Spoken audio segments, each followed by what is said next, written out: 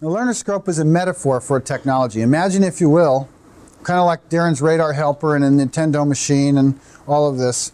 But this is a metaphor. I don't want to talk about how it actually physically works or exists in the world, but just think with me for a moment. Imagine a microscope. The idea is like a microscope. And the microscope, like this one shown here, has a series of different lenses on it.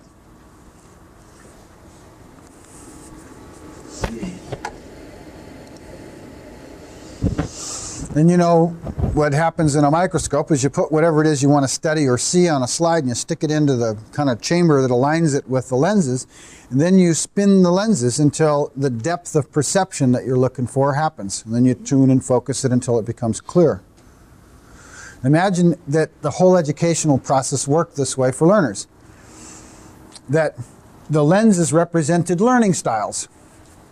That we had a big lens here for concrete stuff. Day-to-day relevant stuff. We had another lens that was for the metaphoric or poetic or conductive or story. We had another lens that was for the scientific, the rules, principles, methods of proof, models, relationships. We had another one that was for different languages. Well, I don't want to look at it in English, I want to look at it in French or Spanish or German or Japanese. So that what we did is that rather than thinking that a learning objective was a particular articulation, that a learning objective is a particular meaning intention, something we want to share. We want somebody to come home here and understand. And so what we do is we put these learning objectives on a slide, and that we then have this learner scope, again metaphorically, that would allow each learner to use their meaning needs, their uncertainties, their curiosities, to spin through the different lenses until what it was that they needed to have in order for that to become clear for them happened. So I need to spin it into a more scientific thing because I really want to understand, and they just spin the lenses down, if you will. Maybe there's many rings of lenses.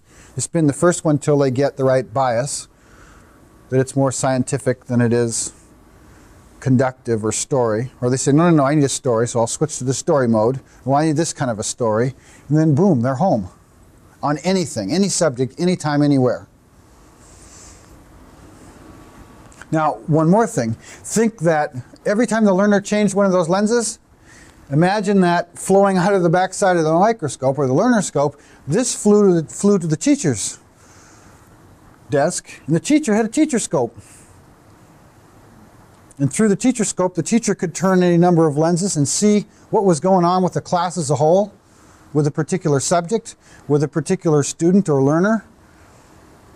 And at the same time the information flew back to the teacher scope, it also flew back to curriculum control. And somebody over here who's responsible for this history lesson would see how people are looking at this history lesson over here.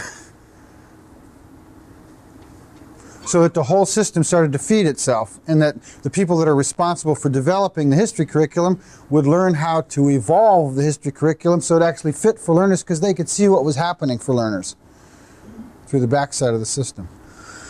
That's kind of the metaphor of the technology that we're working on.